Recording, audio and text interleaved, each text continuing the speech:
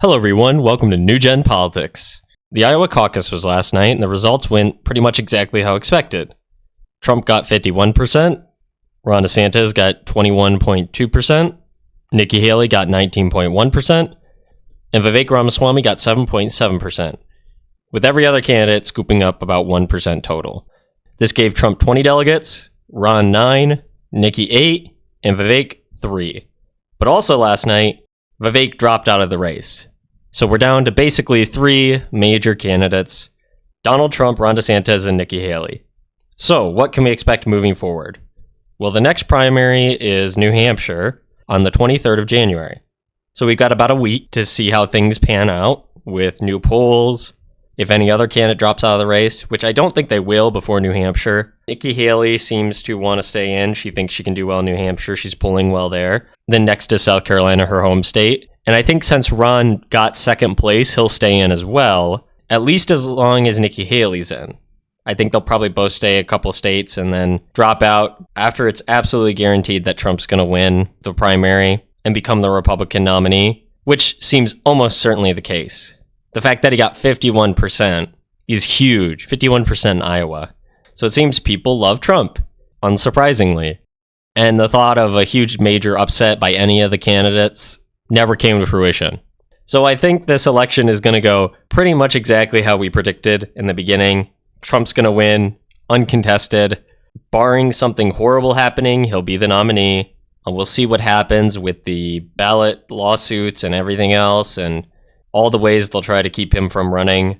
But it seems no matter who tries to stop Trump, whether it be the Democrats, whether it be the government, whether it be the justice system, whether it be the Republican Party, whether it be any other candidate, Trump is basically unstoppable. He is a force of nature.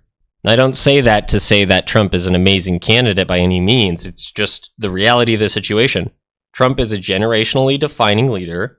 He is unlike anybody else when it comes to politics.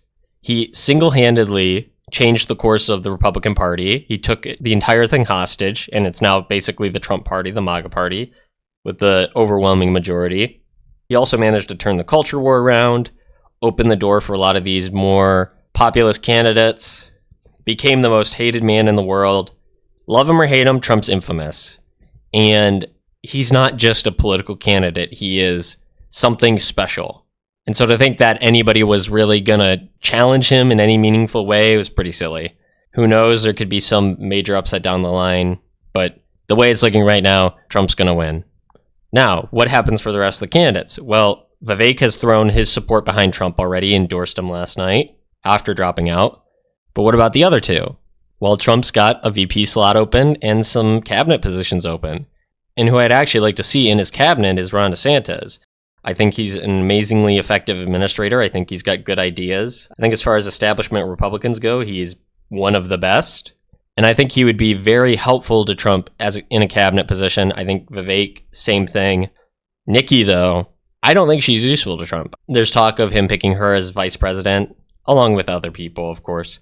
But I'd rather not see that. I think she's toxic. I think she's too involved with the military-industrial complex and quite possibly deep state. She seems untrustworthy, unlikable. She runs her policy platform like it's 2000 instead of 2024. She's a neocon Republican. Time to get rid of her. I don't want her anywhere near Trump's cabinet. I don't want her any position of power. I think she'd do way more harm than good. But the rest of the candidates, I think, could have a position. I think they could group up together, form a coalition, something Republicans don't tend to do, and work together towards a singular vision. Because recently we've had so much party division between Trump and everyone else that if you start getting more people involved with Trump, good people, we could see a great change in this country. It's quite possible. So Trump's going to win the primary, almost undoubtedly.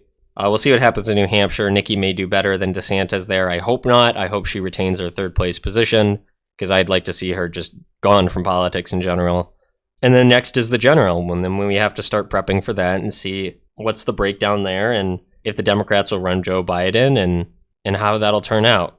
But that's quite a ways down the road, so let's take it week by week, see what happens through the primary season, see what happens with Trump's legal battles. And if you want to keep up to date with all that, make sure you subscribe.